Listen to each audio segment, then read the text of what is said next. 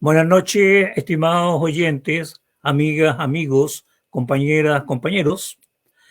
El programa de hoy día lo vamos a dedicar a una organización política la cual, digamos, ha estado luchando 58 años, precisamente mañana es su aniversario 58, y lamentablemente no está el compañero Fuentes hoy día, producto de un problema familiar que tuvo a última hora, pero dejó montones de saludos para la persona que vamos a tener como invitado.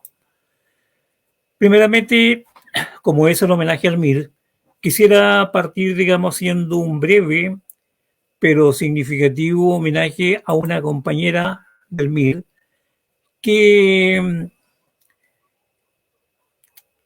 tuvo la desdicha de los 6 hijos que tuvo, perder a 5 de ellos. A los 58 años de la fundación del movimiento de izquierda revolucionaria MIR, un merecido homenaje a una de sus militantes más emblemáticas, Otilia Vargas Vargas, madre de 6 militantes del MIR, 5 de ellos caídos en combate contra la dictadura cívico-militar. Otilia fue un ejemplo de lucha e inagotable perseverancia en su inclaudicable denunciar del atropello a los derechos humanos en Chile durante los años de la dictadura militar de Pinochet. Otilia Vargas fue profesora primaria, una comprometida maestra rural que llevó con el credo de justicia a formar generaciones y generaciones de estudiantes de nuestra patria. De sus 6 hijos nacidos en su matrimonio con don Osvaldo Pérez, solo le sobrevivió su hija Patricia. De sus hijos, víctimas de la violencia dictatorial, recordamos a Dagoberto, miembro de la Comisión Política del MIR, quien murió en combate en el enfrentamiento de Mayoco en octubre de 1975. El cuerpo de Dagoberto fue enterrado en el patio 29 del Cementerio General y desde allí sus restos fueron posteriormente removidos y desaparecidos. Sus hijos Carlos y Aldo fueron desaparecidos en septiembre de 1974, siendo imposible dar con su paradero a pesar de las permanentes gestiones de su madre para desentrañar las condiciones de su secuestro y desaparición. Los mellizos Mireya e Iván combatieron durante un enfrentamiento en la comuna de La Florida en febrero de 1976. En ese combate de resistencia revolucionaria, Iván es asesinado y Mireya herida. Fue secuestrada por las tropas militares y trasladada a la casa de torturas de Villa Grimaldi, donde muere en manos de sus verdugos. En la lucha por la recuperación de los derechos humanos en Chile y resistiendo junto al pueblo chileno en la reorganización de la resistencia antidictatorial, la compañera Otilia Vargas permaneció en la clandestinidad durante 3 años. En 1976, por recomendación de las organizaciones de derechos humanos de Chile e internacionales y por su partido donde militaba, se le recomienda salir al exilio para preservar su sobrevivencia junto a la de su esposo Osvaldo y su hija Patricia. Acogidos por la solidaridad de la Revolución Cubana, Otilia no desestimó tiempo ni empeño en denunciar internacionalmente las violaciones de los derechos humanos en Chile y el riesgo a que estaba expuesta la juventud chilena que luchaba en distintos lugares de nuestra patria, reorganizándose para resistir a la dictadura militar. En 1992, Otilia regresa a Chile con su esposo e hija, continuando su lucha en la denuncia y gestiones en tribunales por la justicia nada más y nada menos. Otilia falleció como una combatiente revolucionaria ante la cual nos debemos detener para recoger de sus manos de maestra y sabia luchadora su legado. Otilia Vargas constituye, junto a tantas mujeres de nuestro país, un ejemplo de coraje. Otilia Vargas, autora del libro La dictadura me arrebató 5 hijos, que relata la dramática experiencia de su familia. Desde Radio Cordón Marga Marga, saludos a los compañeros miristas en este nuevo aniversario de su organización política.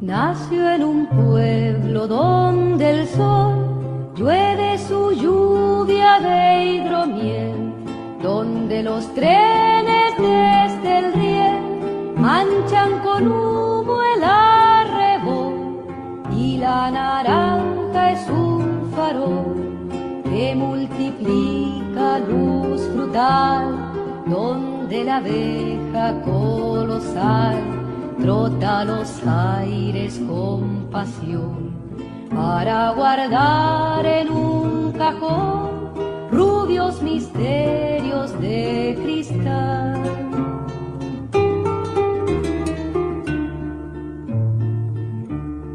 Fue un largo invierno su niñez, hambre y distancia que borrar, con los cuadernos de estudiar y las heridas en los pies, peregrinar de cuando en vez, más y más lejos del hogar, sin un madero que quemar, sin una mano que coger, sin una luz que defender, pero una llaga que cerrar.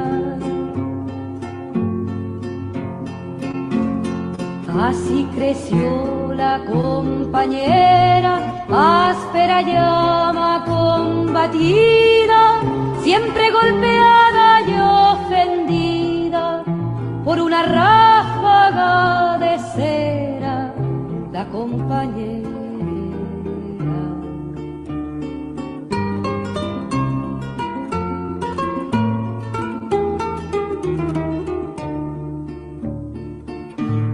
Se la tragó la gran ciudad con tanta ropa que lavar, con tanta leña que cortar, con tanta gris necesidad. Hizo trabajo de verdad, sirvió en la mesa del gandú, cosió en un siglo un traje azul, estuvo un día sin bordar y guardó el tiempo de soñar en lo más hondo del baúl.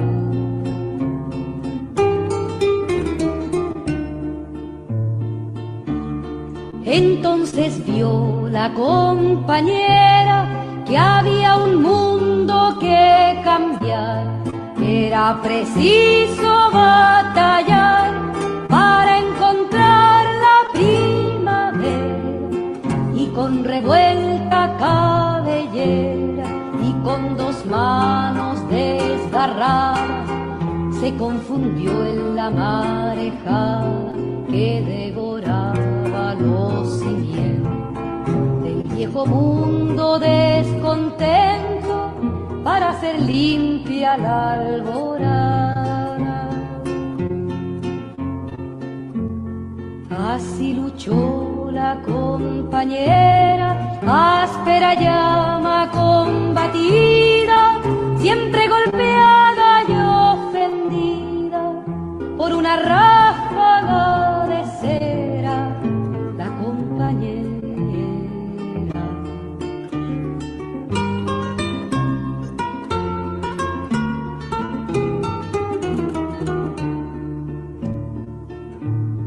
Con mano roja desplomó piedra por piedra la pared, fue interminable como red, fue una leona que luchó, fue una bandera que flameó, fue cama dulce y fue pañuelo, fue vigilante en el desvelo, fue brazo y trueno combatiendo, hasta que un tiro simplemente cubrió su corazón con hiel. Así cayó la compañera, condecorada por su herida, la más hermosa, la elegida, bajo la piel de las banderas, la compañera. La la la la la la la la la.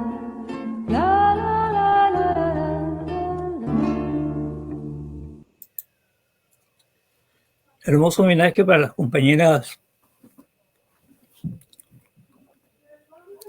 que lucharon durante la dictadura. Dejo con nosotros ahora al compañero Pedro, que nos va a ilustrar un poco sobre lo que fue y es, digamos, la vida orgánica del MIR. Compañero Pedro, muy buenas noches. Hola José, muy buenas noches y gracias por la invitación. Mira, el MIR ya tiene 50, bueno, mañana cumple 58 años de existencia. Ha tenido una vida rica en cuanto a lo que es la lucha en nuestro país, pero también ha tenido algunos errores, ¿ya? Hay algunos libros en los cuales relatan, digamos, algunos de estos hechos, como el de Vidal, el MIR de Miguel, y otros, digamos, que por ahí he leído de algunos conspicuos, digamos, militantes, combatientes del MIR, tanto en Nahuelbuta como en otros lugares. La primera pregunta, ¿por qué nace el MIR? Sí, bueno, hay varias razones, pero la razón fundamental hay que ponerla, obviamente, digamos, en los años en que nace el MIR, que es en el año 1965. Y fundamentalmente también tiene que ver, digamos, con las condiciones sociales, políticas, económicas y militares que se vivían en el mundo, en América Latina y en Chile. O sea, indudablemente que el proceso que hace posible la aparición de una organización revolucionaria como el MIR en Chile es un proceso que no nace de la noche a la mañana. Es un proceso que se va desarrollando, ¿cierto? Y fortaleciendo con las luchas que el pueblo chileno viene desarrollando desde fines del siglo XIX, comienzos del siglo XX. Indudablemente que todo ese proceso, todos esos años de lucha, de organización, de derrotas y victorias, hacen, ¿cierto?, llegar a un momento de la historia de este país que, vuelvo a insistir, o sea, envuelto, digamos, en la realidad internacional que se está viviendo en ese momento, en donde la hegemonía de Estados Unidos estaba siendo muy importante, sobre todo en América Latina, y ya estaba y empieza a desarrollar a partir de fines de la Segunda Guerra Mundial un método de acumulación de capital, de acumulación de riqueza, que era un tanto benévolo con los sectores explotados, en este caso los trabajadores y las trabajadoras. Ese método, ese modelo de acumulación, que se llamó el estado de bienestar, y empieza, ¿cierto?, a desarrollar toda una serie de medidas que le permitan a los trabajadores acceder a una serie de cosas que anteriormente no habían tenido. Pequeñas cosas, migajas, ¿cierto?, pero que indudablemente mejoraban de alguna manera, digamos, la calidad de vida de los trabajadores y trabajadoras. Eso fundamentalmente porque porque los explotadores eran buenas personas, sino porque existía un país, una fuerza que venía creciendo a pasos agigantados, que es, digamos, la Unión Soviética y el comunismo. El miedo al comunismo hace que los sectores más o menos conservadores, digamos, de los sectores capitalistas, empiezan a plantear, digamos, la necesidad de cambios que permitan, digamos, que los trabajadores y las trabajadoras tengan mejores condiciones de vida. Y eso se desarrolla a nivel internacional y obviamente a los países más entre comillas, no desarrollados, eh, llegan de menor manera, pero también llegan. Y expresión de eso es el gobierno de Eduardo Frei Montalva, entre el año 64 en adelante, acompañado y asesorado, digamos, por Estados Unidos a través de lo que se llamó la libertad, ¿cómo se llama? Los países en vía de desarrollo, ¿cierto? La revolución en libertad y todo ese tipo de cosas. Eso es lo que representa Frei. Sin embargo, el movimiento obrero, el movimiento popular, ya había ido generando también sus propias políticas dentro de la institucionalidad burguesa y va levantando un sector poderoso que busca más beneficios para los sectores populares, que busca mejores condiciones de vida, pero dentro del modelo económico capitalista. Y eso produce, digamos, que en el año, a partir del año 64 en adelante, en vista de las próximas elecciones, que son en el año 70, se genere, ¿cierto?, una alianza obrero, campesina y popular que levantan como candidato a Salvador Allende. Pero paralelo a eso también se va generando las condiciones para la creación de una corriente revolucionaria que empieza a tomar fuerza a partir de los años 60, fundamentalmente con el triunfo de la Revolución Cubana, y empieza a desarrollarse en todos los países de Latinoamérica organizaciones que van más allá de la institucionalidad burguesa, que van en la necesidad de la toma del poder, que van en la necesidad, qué sé yo, de ir generando condiciones que les permitan tener un triunfo como lo tuvo la Revolución Cubana. Eso hace que en el año 1965 confluyan, ¿cierto?, una serie de organizaciones pequeñas que se juntan y el 15 de agosto de 1965 en el Sindicato de los Trabajadores del Calzado en Santiago, hacen una gran asamblea y se constituye el movimiento de izquierda revolucionaria MIR, con el doctor Sepúlveda a la cabeza, qué sé yo, y con un sector de jóvenes que vienen de Concepción y de otros sectores de Chile, que van planteando, digamos, una serie de cambios ya del partido y empieza, digamos, a generarse las condiciones para que en el año 1969 el MIR nazca, digamos, ya como una fuerza importante, con un planteamiento basado en el poder popular, la construcción de poder popular, la construcción de un poder paralelo a la institucionalidad y con la necesidad de la utilización de todas las formas de lucha.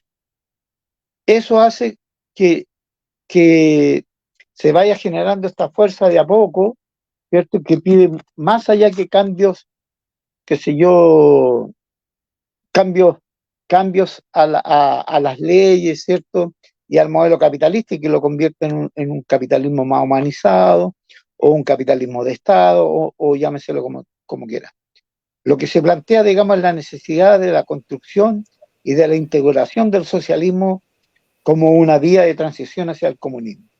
Y para ello se crean las condiciones de esta organización que poco a poco comienza a crecer dentro de los sectores populares y ya para el año 69, con Miguel Enrique a la cabeza y otra cantidad de dirigentes, comienzan a estructurar, ¿cierto?, su trabajo en los frentes sociales como los trabajadores, los estudiantes, los campesinos, que a poco andar, digamos, se convierte en una fuerza bastante interesante, importante, y a la vez, digamos, haciendo una postulación política con contenidos claramente clasistas, claramente, digamos, que van en contraposición a lo que plantean, digamos, las leyes del capitalismo. Eso, digamos así, a grosso modo, es, vuelvo a insistir, no nace de la noche a la mañana, es producto es de las luchas que los sectores populares, los movimientos obreros, los movimientos campesinos, que sé yo, comienzan a desarrollar, como te digo, a fines de 1900 y a principios a fines del siglo XIX y a principios perdón, a fines, sí, del siglo XX. Entonces, es importante señalar que el MIR no es una chispa, digamos, que creció así de la noche a la mañana. Es todos los procesos revolucionarios, todos los procesos en donde se ha alzado organización fuerte, concreta, con capacidad de lucha y de organización, es producto, digamos, de largos años de lucha, de organización, de triunfo y derrota. Entonces el MIR nace en un momento en que las condiciones políticas y sociales a nivel mundial y a nivel nacional estaban dadas, digamos, para el nacimiento de organizaciones de ese tipo, que no solamente crecieron acá en Chile, en Argentina, en Brasil, en Uruguay, y, y obviamente que el patrón del capitalismo, que era Estados Unidos, ¿cierto?, mueve a todas sus fuerzas nacionales e internacionales en el afán, digamos, de derrotar no solamente a los sectores que buscaban reformar el capitalismo, sino también a aquellos, con mayor razón aún, aquellos que querían destruir el capitalismo y construir una nueva sociedad de carácter socialista. Gracias por la respuesta. Mira, hay ciertos grupos, organizaciones, partidos que integraron la Unidad Popular que en ¿Sí? un momento dado preguntaron de que ustedes habían hecho o sea, el MIR, no ustedes, el MIR había hecho una oposición tenaz al gobierno de la Unidad Popular. ¿Qué puedes decir tú con respecto a eso? El MIR toma la decisión de parar todas las acciones directas que ya se estaban desarrollando en el año 69, porque el MIR ve la posibilidad concreta de que Salvador Allende pueda ganar la elección. El MIR forma parte del equipo de seguridad primario de Salvador Allende cuando es eh, ungido como presidente. El MIR sí siempre tuvo una crítica a la política de reformar el capitalismo, porque al final los dueños, los capitalistas, los empresarios, las Fuerzas Armadas, qué sé yo, y todos los que profitan en el capitalismo, no iban a permitir que así de buena primera iban a entregar, digamos, el poder y todo eh, lo que ellos creían que era de su propiedad. Y por lo tanto, el MIR siempre planteó la necesidad de que el pueblo tenía que eh, preparar las condiciones para un enfrentamiento que era claro que en cualquier momento iba a suceder. Y el MIR era una organización que no estaba en la Unidad Popular. El MIR hizo un accionar cada vez más crítico al accionar de la Unidad Popular, porque la Unidad Popular, con el pasar del tiempo, cada vez iba destruyendo su propio programa de reforma al capitalismo y haciéndolo cada vez más, qué sé yo, lejano del programa que el gobierno de Allende tenía en un principio. No, el MIR no es el culpable del golpe militar. El MIR no es el culpable de los años de dictadura que vivimos. El MIR no es responsable del asesinato de Allende, de la caída de la Unidad Popular. El único responsable de la caída de Allende, del derrocamiento del gobierno, de la dictadura militar, de las muertes, del genocidio, de todo lo que, y del modelo que implantaron luego de eso, son los empresarios, los militares, los políticos que forman parte de la fuerza que impone, mantiene y defiende de la manera que sea el capitalismo en este país. No hay otro responsable. No busquemos responsables en la Unidad Popular, no busquemos responsables en el MIR, porque los responsables de que exista el capitalismo son los capitalistas. Indudablemente que hay formas de enfrentarse, y las formas que se enfrentaron en el año 70 o antes, habían dos vías de enfrentamiento al capitalismo. Había una vía revolucionaria y había una vía reformista. Y el fracaso o la instauración del capitalismo de la dictadura militar es un fracaso para ambas vías. No solamente para el reformismo, no solamente para el revolucionario, porque es el pueblo en su conjunto el que sufre las consecuencias de esa dictadura. ¿Ya? Entonces andar buscando hacer racionamientos de ese tipo, como el libro que se escribió el extremismo caballo de Troya del imperialismo, ¿cierto? Indudablemente que no pone los puntos sobre la 10, sobre quiénes fueron los responsables, ¿ya? A sabiendas de que los burgueses no se vienen a quedar de brazos cruzados viendo como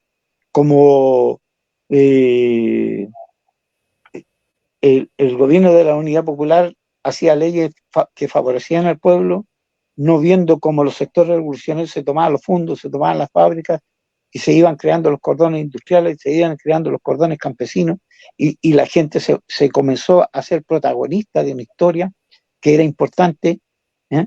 Y indudablemente que, vuelvo a insistir, habían dos formas de enfrentar la situación. E indudablemente que esas dos formas en algunos aspectos se chocaban entre ellos, digamos, ¿ya? No podemos olvidar, digamos, el asesinato de Arnoldo Díaz en Concepción, por ejemplo, ¿ya? No podemos olvidar la ley de control de armas y explosivos.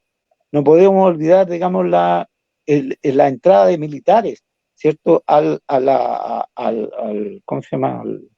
A los ministerios, digamos, del gobierno de la Unidad Popular. ¿Ya? No podemos olvidar que ya había una conversación con la democracia cristiana de hacer un plebiscito lo más pronto posible para ver si la gente quería o no que Salvador Allende siguiera en el gobierno. Entonces, todas esas cosas hay que ponerlas sobre la mesa, pero vuelvo a insistir, sobre la base de que aquí no fue el MIR, no fue el Partido Comunista, no fue Allende, ¿cierto?, el responsable de la dictadura militar y de lo que vino después. Los responsables son los militares, son los empresarios, son los políticos, el gobierno de Estados Unidos. Ellos son los responsables, no nosotros y no la Unión Europea. Eso. Totalmente de acuerdo contigo. O sea, la pregunta tenía que hacerla porque, como te digo, hay muchos comentarios, libros, algunos pseudo intelectuales que siempre plantean esa disyuntiva, digamos, de que el MIR fue uno de los causantes de la caída de Allende, bla, bla, bla, bla, que se podía haber llegado a conversaciones con la democracia cristiana, y etcétera, etcétera, etcétera. Es probable. Mira, la otra pregunta que te quiero hacer. Pero esas conversaciones se hicieron, pero ya estaba decidido el golpe militar. Si el golpe militar no lo decidía la democracia cristiana, no lo decidía, qué sé yo, el Partido Nacional, no lo decidían ellos. Estaba decidido en Estados Unidos, estaba decidido. Eso. Saludos nos manda Lucho Fuente. Ya. Mira, la otra pregunta que te quiero hacer es la siguiente, o sea, el MIR, tanto como un sector del Partido Socialista, tenía una política militar con respecto a lo que es una revolución o cosas así. Pero me he encontrado con algunos compañeros con los cuales me ha tocado conversar con ellos, de que el día del golpe militar, y tanto también del Partido Socialista, en ese momento no tenían dónde ir, porque no hubo, digamos, una comunicación con respecto al que hacer en caso de golpe militar. ¿Qué opinión tienes con respecto a eso? Ay. Bueno, mira, el, los aparatos de seguridad del MIR sabían que el golpe venía en esos días. Había claridad. Y se solicitó al gobierno armas, ¿ya? Porque el MIR no tenía armas. Tenía gente preparada, no mucha tampoco, pero tenía mucha gente con decisión de lucha. Y los otros partidos también tenían mucha gente con decisión de lucha.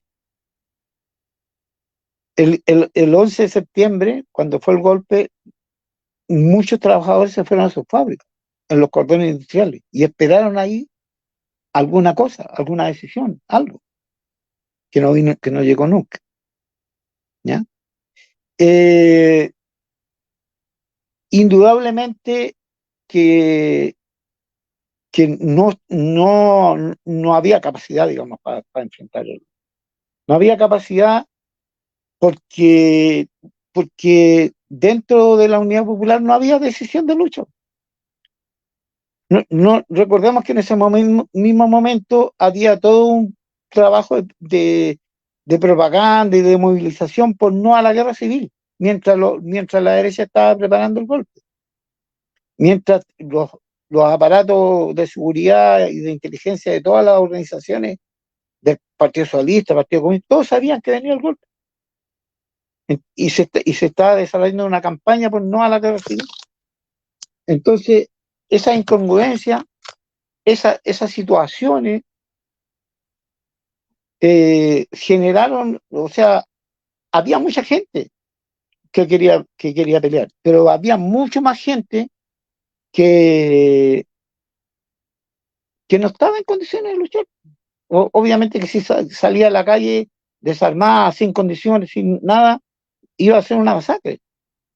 Pero no, recordemos que el 4 de septiembre, una semana antes del golpe, se hizo la mayor movilización de los tiempos hasta ese momento que se había hecho acá en Chile, que lo hizo la Unidad Popular. Más de 1 millón de personas para aquella época era mucha gente, ¿ya? Era más del 10% de la población. Entonces, tenemos que entender que, que la gente salió, pero la gente no tenía no iba a combatir.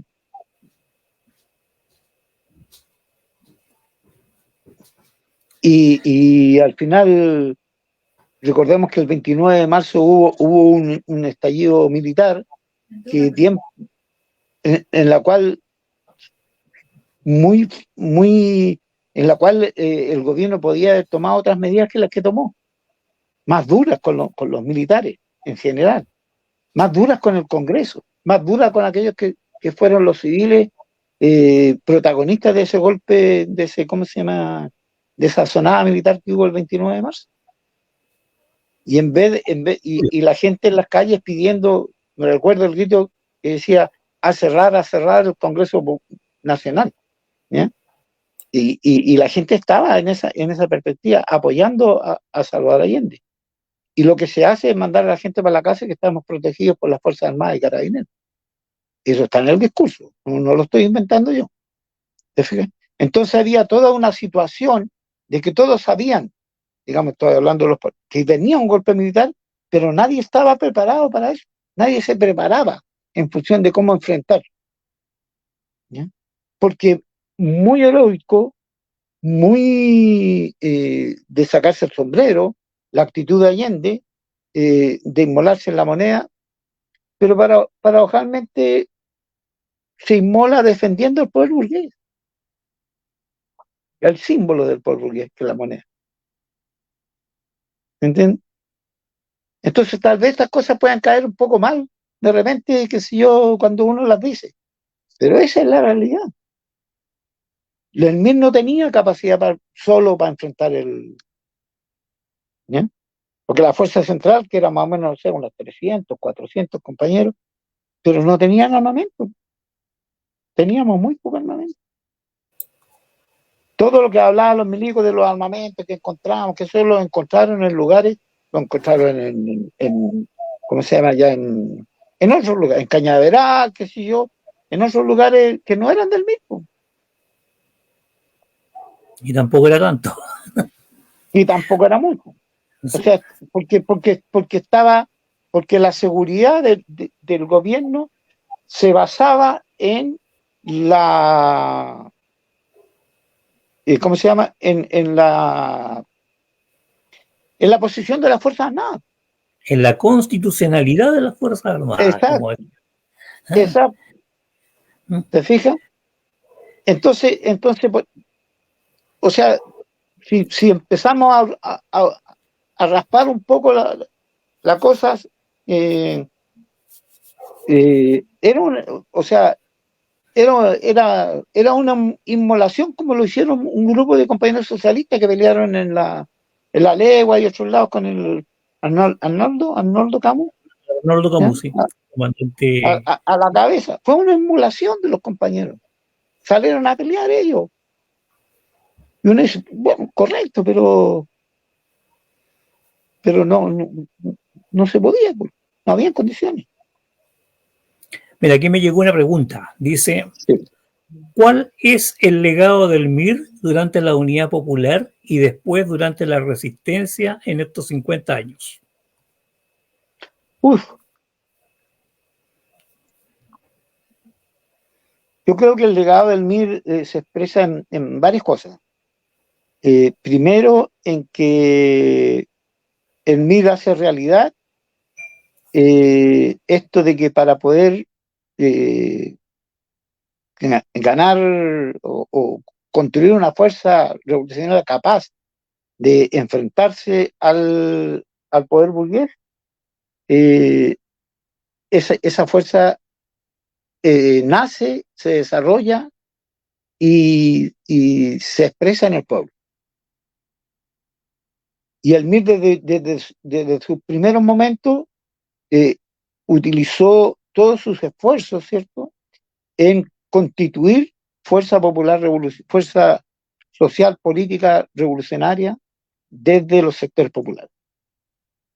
Con el FTR, con el MCR, con los pobladores, con todos los sectores sociales, digamos, que en aquella época eran los, los, los importantes, digamos.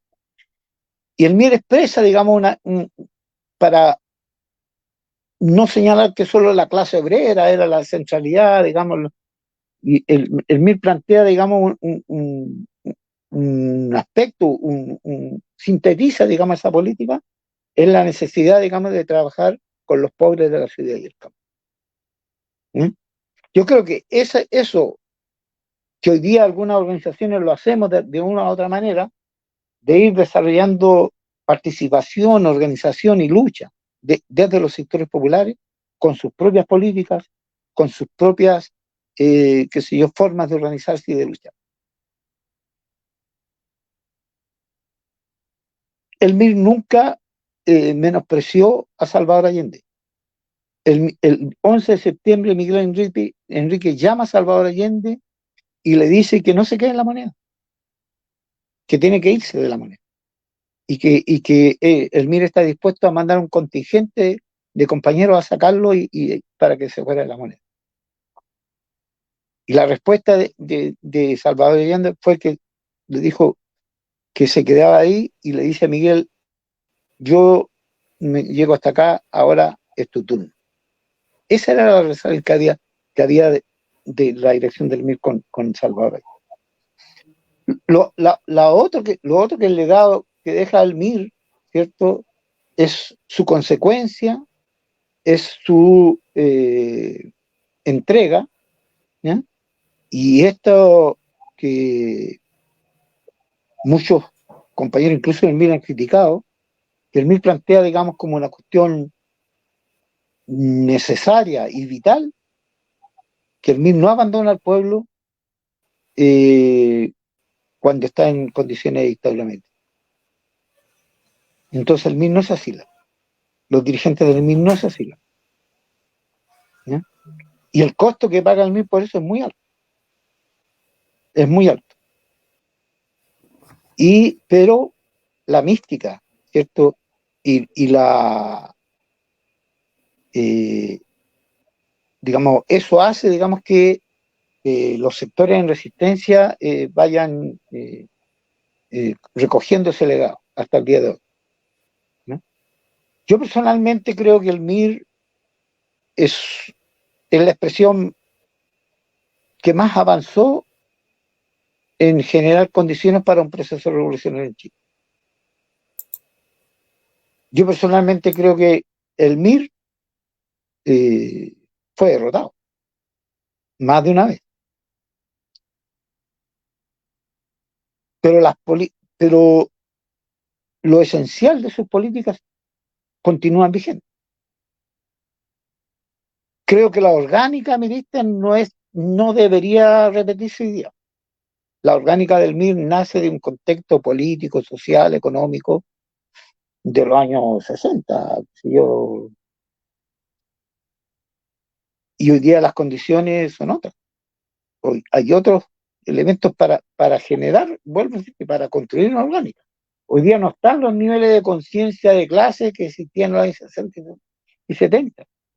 Hoy día trabajar con el pueblo, trabajar con los sectores populares, sobre todo el aspecto político, el señalar que estamos haciendo política en ese trabajo, trae muchas dificultades, pero hay que hacerlo, hay que estar ahí con la gente. ¿Eh? Somos parte de ese pueblo.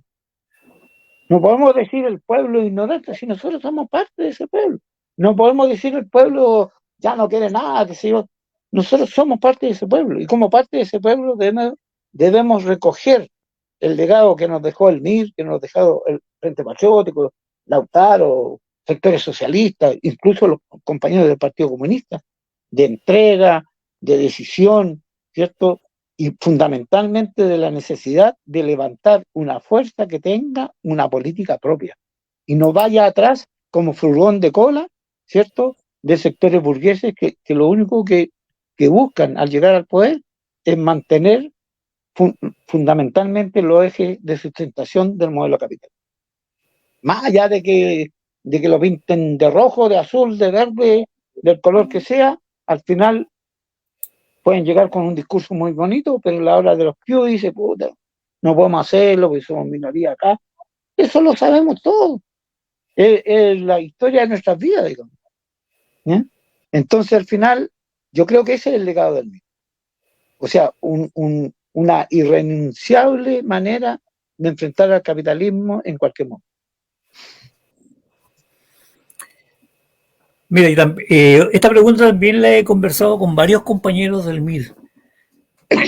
Sí. Y también te lo voy a hacer a ti.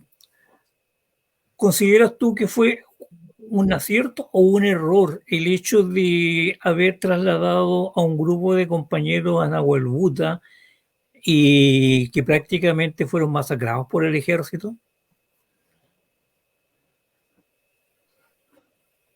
Sí, hay que accesar a los compañeros los compañeros que estuvieron ahí y son sobrevivientes, se enojan cuando uno les pregunta estas cosas. Es que a mí me lo han planteado varias veces a los compañeros del MIR. Mira, lo que pasa es que yo soy socialista, digamos, del grupo sí, Heleno, pero siempre sí. tuve muy buenos contactos con la gente y todavía con la gente del MIR. Mira, el proyecto en Nahuelbuta y el proyecto en el Tume, qué sé yo, Fuerza Central también, vienen dentro de un plan que se elabora en el año 78, que es el plan retorno, ¿ya? Y el plan retorno no era solamente, digamos, Nahuelbuta, sino que era todo un proceso de enviar compañeros al interior con tareas específicas fundamentalmente en el terreno militar.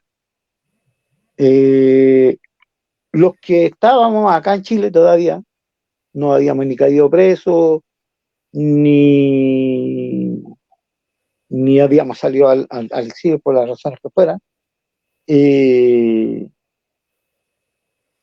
consideramos que el plan de retorno era un gran error, porque estaba basado en un análisis de la situación chilena que no existía.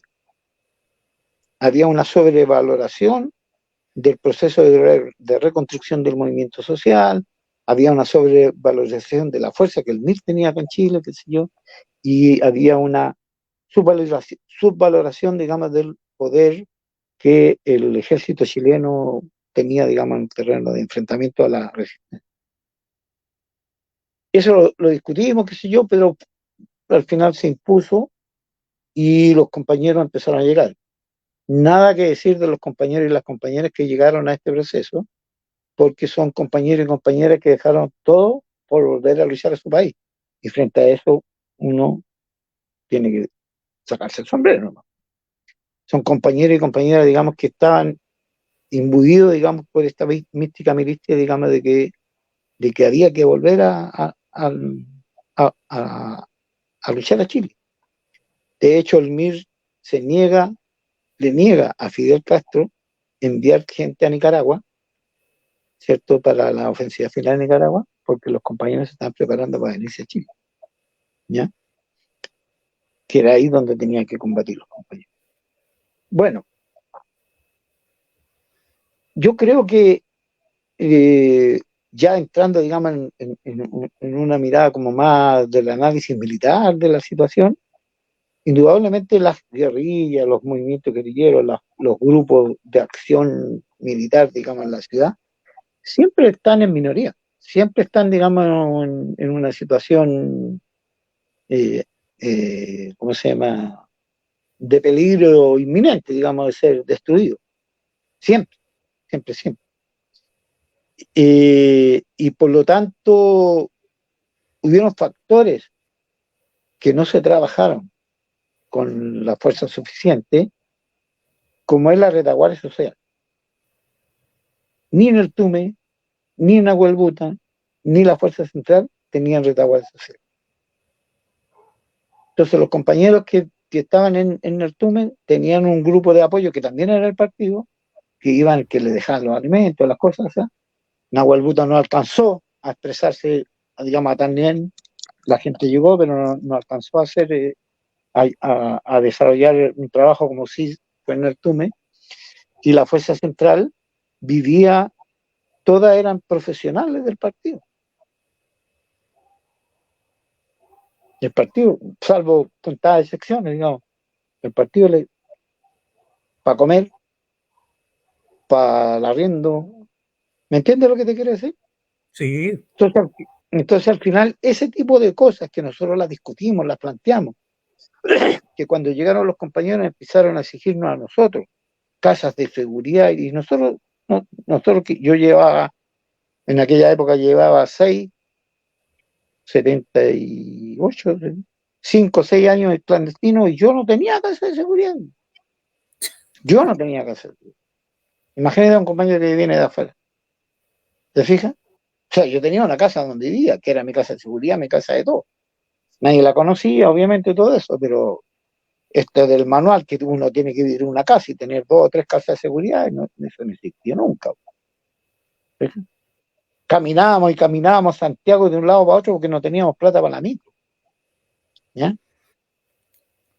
Pero lo hacíamos, éramos jóvenes también en ese tiempo, podíamos caminar sin problema.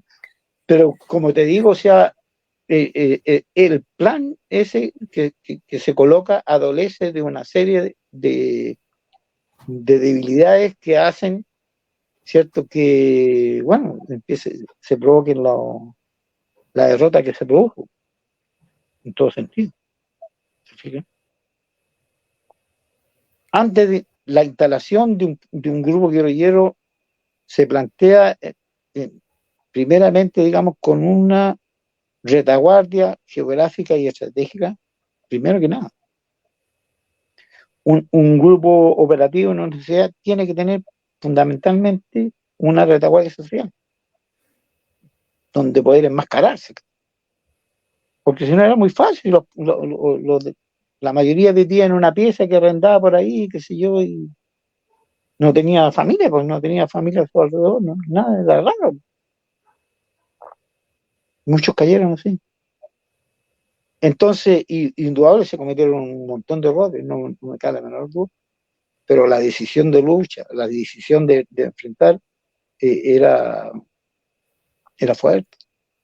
Y el plan A de eso Torno al voy. final, el plan de Torno al final estaba desfasado en el tiempo, porque ese plan de Torno debía haberse pensado a desarrollar en el año 82, cuando ya el pueblo estaba, ¿entiendes?, ya más organizado, vienen las protestas, ahí debía haber estado el MIR en el campo, en la ciudad, que sé yo, haciendo acciones de todo tipo, ahí.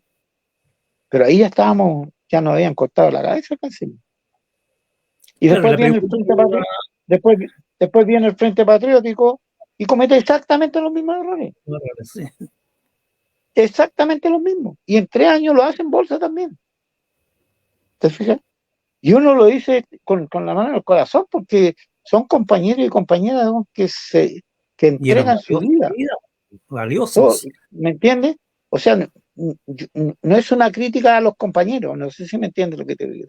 Sí, no, sí, Ni a lo los entiendo. dirigentes, ni a los dirigentes, porque yo te digo, en el MIR la operación retorno se hizo, pero no, los dirigentes no se quedaron afuera, ¿cierto? Los compañeros entraron todos, ¿ya? Unos salían porque tenían tareas, qué sé yo, pero el Villavera murió, miembro de la comisión política, qué sé yo, el Ratier, miembro de la comisión política, ¿ya? Y algunos que se salvaron, porque en esta cuestión eh, siempre tengo esta frase: todos entregamos la vida, y algunos y algunas la perdieron. ¿Por qué yo no? ¿Por qué Juanita no? No sé. No, Tuvieron, no, tuvimos, no podría suerte, responder esa pregunta. ¿Ah? No sé por qué no. tuvimos un poco más de suerte. No sé si fue suerte, algo pasó.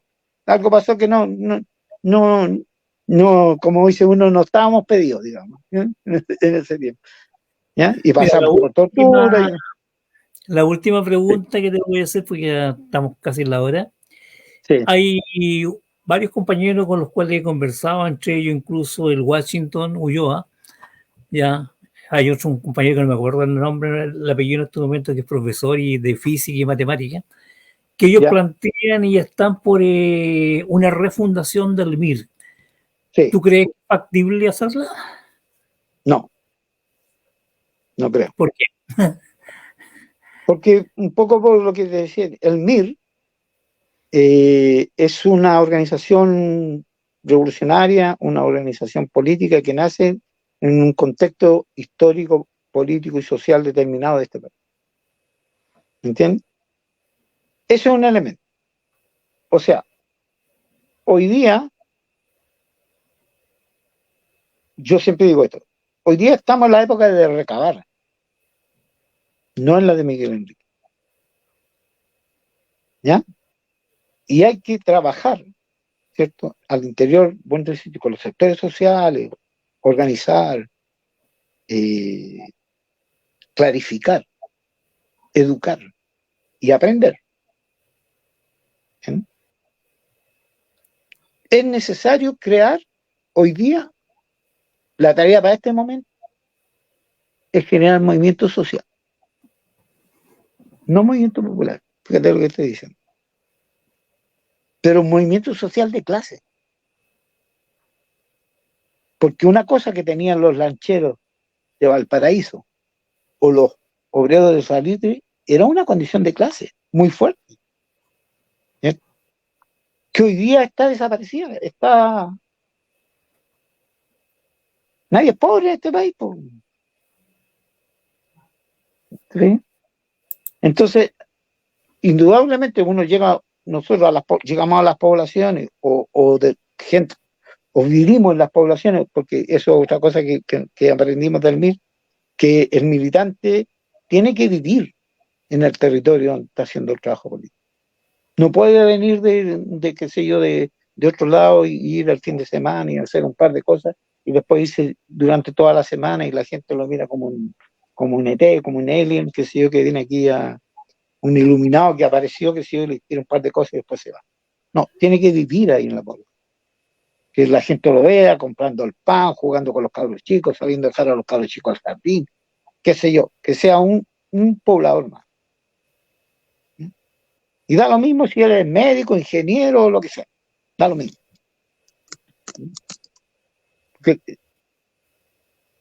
Y ganarse la confianza de la gente.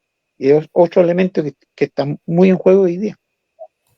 La gente tiene una desconfianza total porque los políticos, entre comillas, de la derecha, de la concertación y todo esto, lo tienen mal, po. Ya no creen en nadie. Entonces aparece un desgraciado y que grita, vocifera y grita contra todo y dice, voy a votar por ese, porque está contra todos. Y ahí aparece el fascismo. Y otra frase, para el mármol, el progresismo pavimenta el camino para el fascismo. Le pavimenta el camino. Porque la gente ya no cree en nada más que el weón que grita adelante y al que grita más fuerte. Entonces, yo creo que sí creo en la orgánica política, en la necesidad de la orgánica política.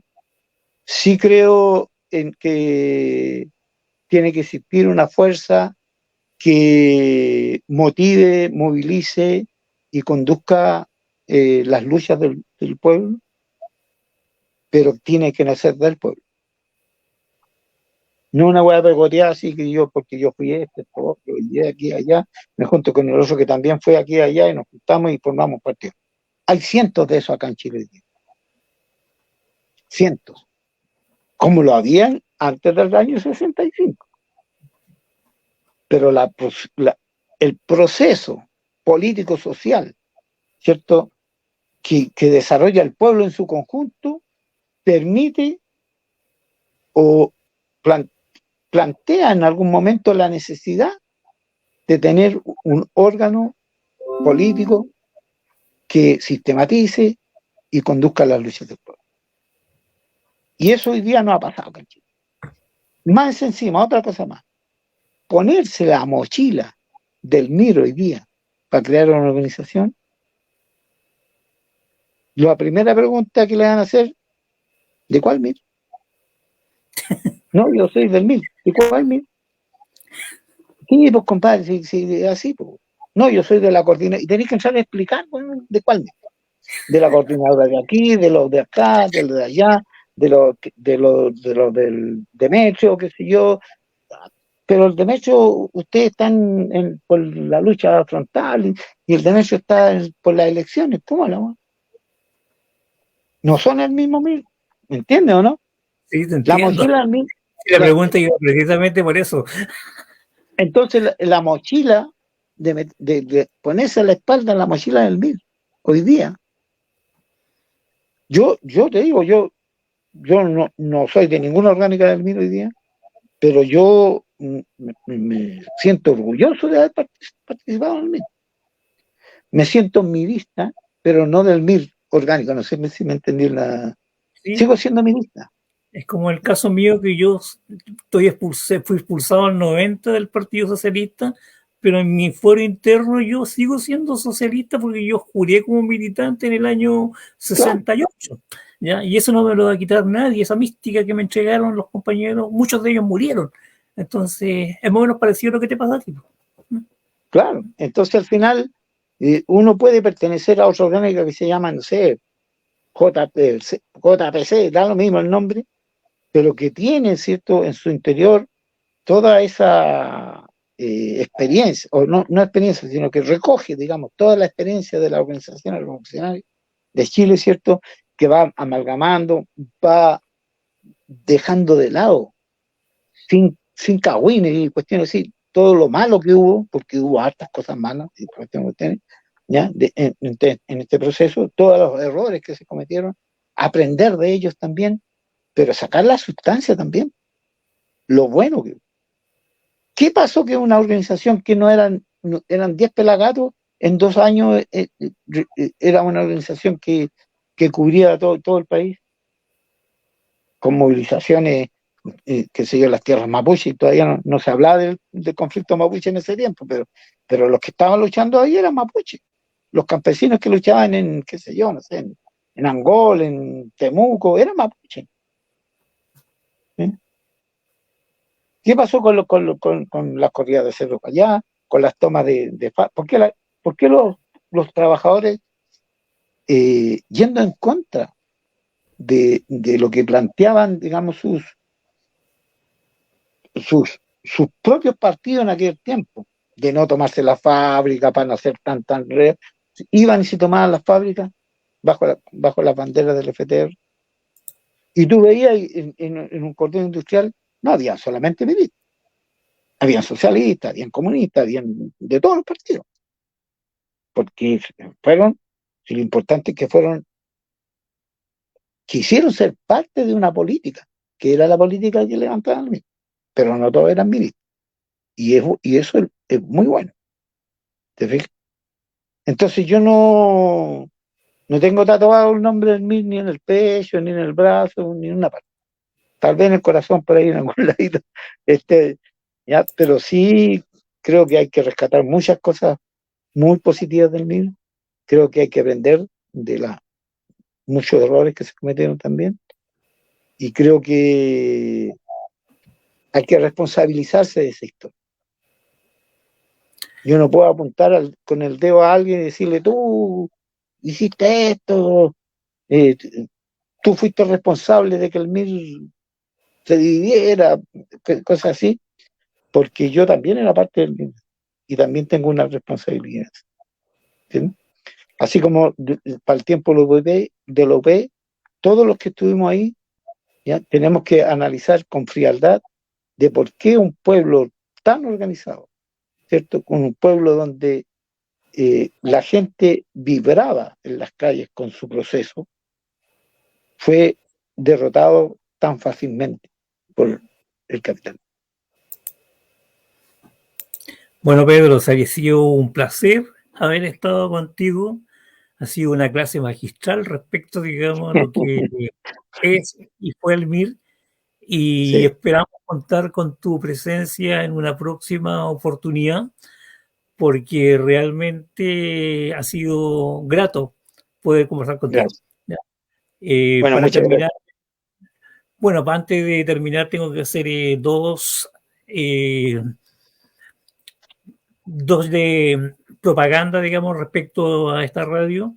El Sí, próximo sí, miércoles tenemos a un compañero que es el abogado de Facundo Molares, el ya, periodista que fue asesinado en Buenos Aires, sí, sí, y yo nos va a contar parte de lo que es el proceso argentino y el por qué, digamos, asesinaron a este compañero internacionalista, porque él fue guerrillero, estuvo preso en Bolivia, ¿ya? Así que el miércoles vamos a estar a las 21 horas de Chile para que nos puedan escuchar y saber algo del proceso. Y el viernes, correcto. siguiendo con el ciclo de los 50 años de resistencia, vamos a tener a dos compañeros que fueron miembros del dispositivo de seguridad de Allende, uno de ellos Patán, que a lo mejor tú lo ubicas, él Sí, estuvo peleando, digamos, en la moneda, sí, y el sí lo vi. otro es un compañero Miguel, que él estuvo en Tomás Moro.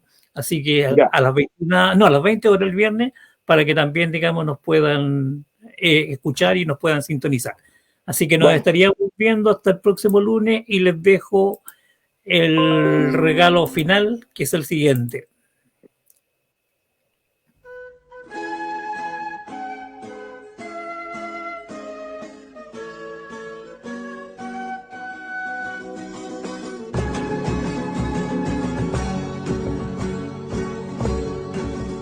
Son los pobres con la clase obrera los que cumplen la clara misión de decirle al conjunto del pueblo que han tomado ya su decisión. No habrá vallas, ni ríos, ni puertas que el obrero no pueda cruzar, conducidos por una bandera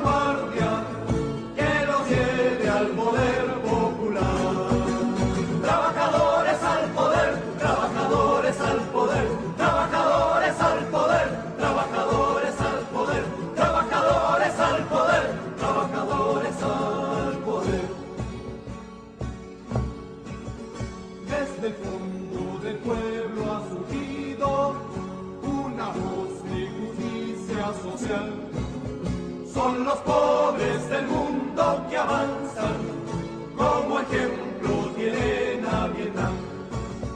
En los campos, caminos y pueblos ya se ven las banderas surgir.